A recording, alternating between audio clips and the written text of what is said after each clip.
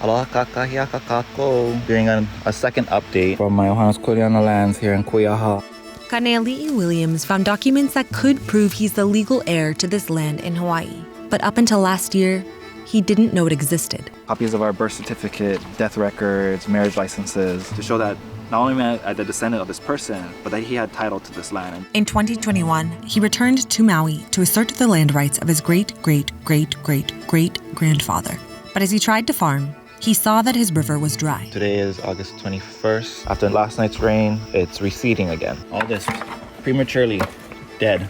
He began to document his journey and dig for answers. Is it really that there's not enough rain, or is it that East Maui irrigation is diverting the water? For 150 years, sugar plantations drained water from streams, displacing Native Hawaiian farmers who relied on it. Today is October 9th, 2021. The river still has no flow. Today is December 5th, 2021. There's still no stream flow in the river. So where is Kaneali'i's stream water now? And how have other Native Hawaiian farmers stood up against these sugar plantations? As heirs to the original title holders of the royal patent, we are the ones that have the right to the water.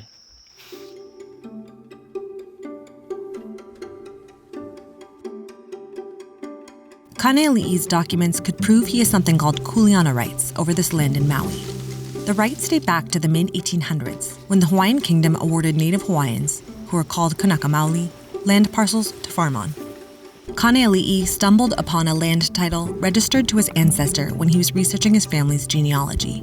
This is our Land Commission Award, royal patent that was given to our kupuna, or ancestor, Nalopi. He's actually my 5th great-grandfather. This land was given to him by the Hawaiian Kingdom government in the 1850s. There's a lot of these signs around Maui of the families who are also returning to restore their lands and assert their right to their aina, or their land. The land remained forgotten by his family for generations.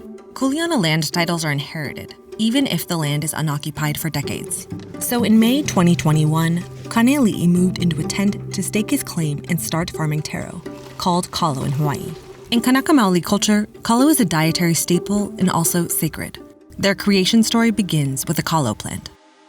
The lo'i kalos are wetland terraces, which means that the water is actually supposed to be inside each terrace. It comes off the river, goes inside the lo'i, and then goes down back into the river. So it's a very sustainable way of making sure that the water, again, stays within the ahupua'a, and we don't impact the families that would be downstream of us that also have rights to the water. However, as you can see, there's no water in our lo'i kalo. His cousin Jillian Alcancel has been bringing him supplies. She would also be an heir to the land. I didn't even know he was on the island until he contacted me and told me that what he's been doing and what his plans are. When we first came here, I'll admit it was kind of overwhelming just to see and just to know that this was here and we didn't even know about it. I felt the need to help.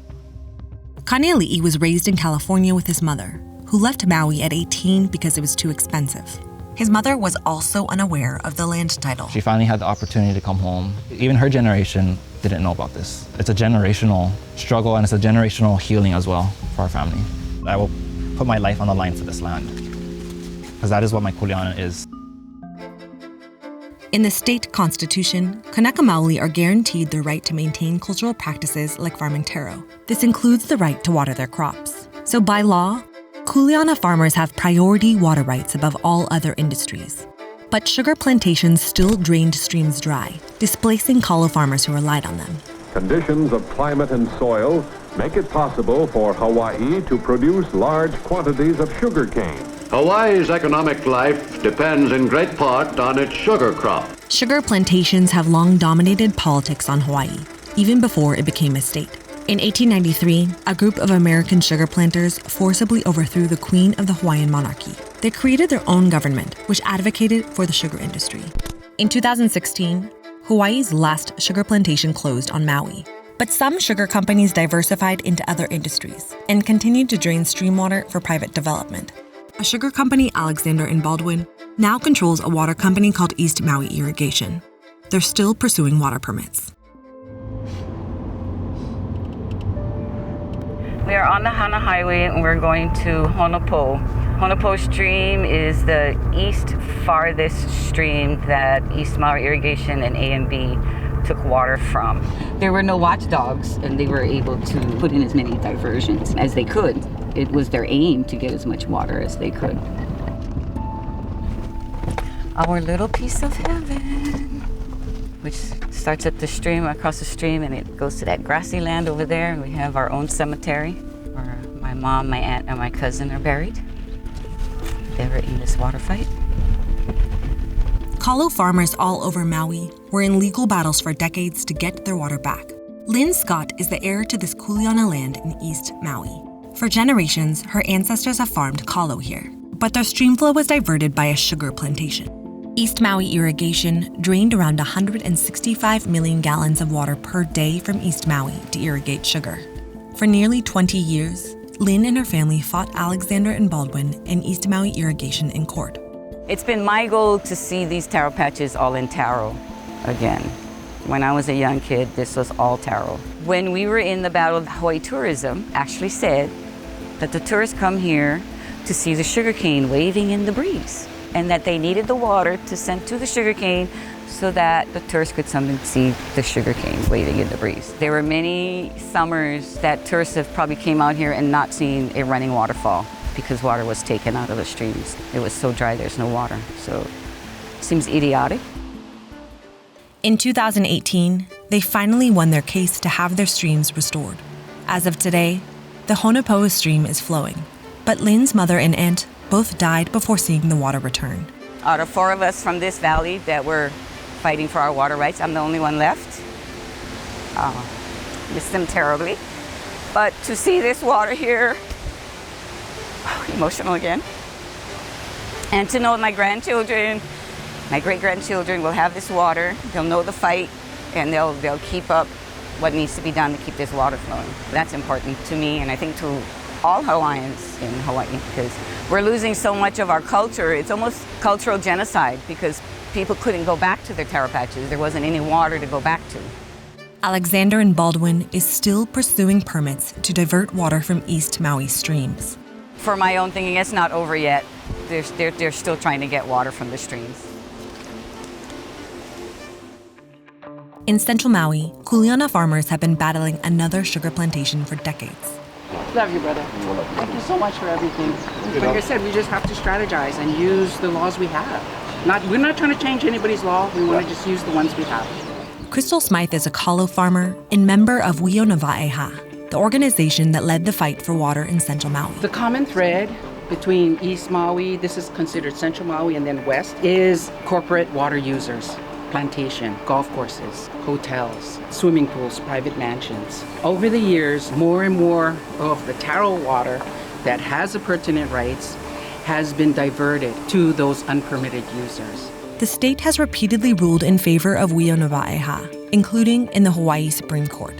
But after 20 years, kalo farmers are still facing opposition. More than a year ago, Crystal found that her water source was locked with a chain and padlock. Our water comes from that valley. And then Mr. Corporate Rancher, for lack of a better word, has decided to put a lock and a key on that plantation gate. 12 months now. And we still don't have our water. All of this, again, would be water, like rice paddies, but they're kalo, they're taro patties. Here, this is normally full of water. Going into the pipe, back to the stream. All of this, the order says they're not supposed to have water. The order says they're not supposed to sell, but they're still doing it. Like I said, it's in your face, it's arrogant. Crystal is still asking the state to enforce her water rights. But officials say that they face obstacles, like staff shortages and century-old diversion systems, which are not easy to manipulate. 1 year later, Crystal still doesn't have water. It's just unfortunate that we have to constantly be badgered about wanting to have our own food and our own ancestral cultural knowledge. Hokuau Pellegrino is the president of Wionavaeha and also a kalo farmer on Kuleana lands. His stream water has since been restored to his family's farm, but he still helps advocate for other kalo farmers. He also teaches the next generation about sustainable agriculture and kalo. Now that we have water back, it's not like this field of dreams, right? You get water back in the stream, you get water back in the Hawaii, and all of a sudden you can see a flock of people coming to farm. You have 2-3 generations that lost this traditional practice, and the average age of a kalo farmer is 65 and up.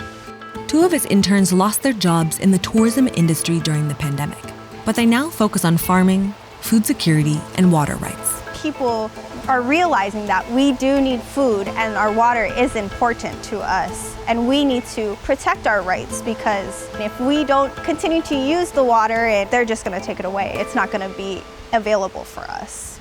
Kaneali'i and Jolyn are at the beginning of their journey as they return to their Kuleana lands for the first time. Their stream recently started flowing. They haven't yet proven that their stream water was being diverted, but they don't trust that the water will remain. As many kalo farmers before them have done, they are determined to keep pushing for answers. I'm not asking for much. I want to be able to survive on my family's land. My future goal is to have our family who were pushed off of this island to return back here, and our kids and our children's children to have somewhere to farm, to show them how it used to be and how it can still be.